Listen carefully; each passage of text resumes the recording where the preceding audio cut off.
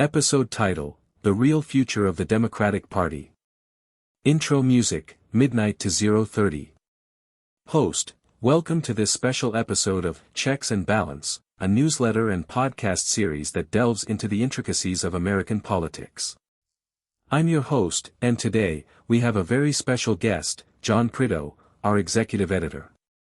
John, thanks for joining us today.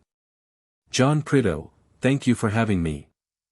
Segment 1, Introduction to the topic, 0:30 to 5 o'clock.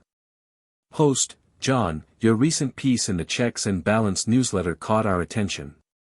You argue that the Democratic Party is focusing on the wrong kind of candidate. Can you elaborate on that? John Prideaux, yes, of course. The Democratic Party has been shifting towards a more progressive stance, with many advocating for a candidate who embodies this shift. However, I believe this approach might not be the most effective way forward.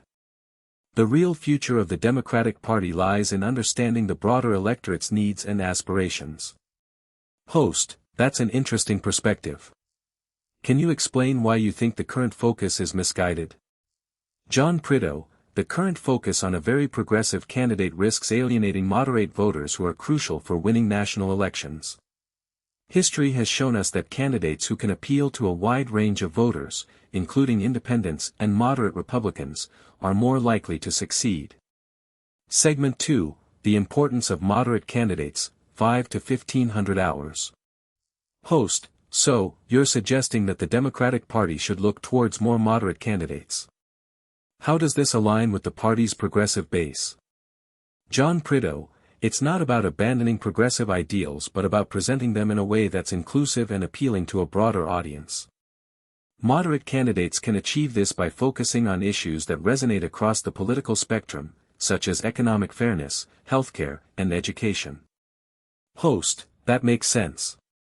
But how do you see this playing out in the context of the current political climate, which seems increasingly polarized? John Prideaux, polarization is indeed a challenge, but it also presents an opportunity.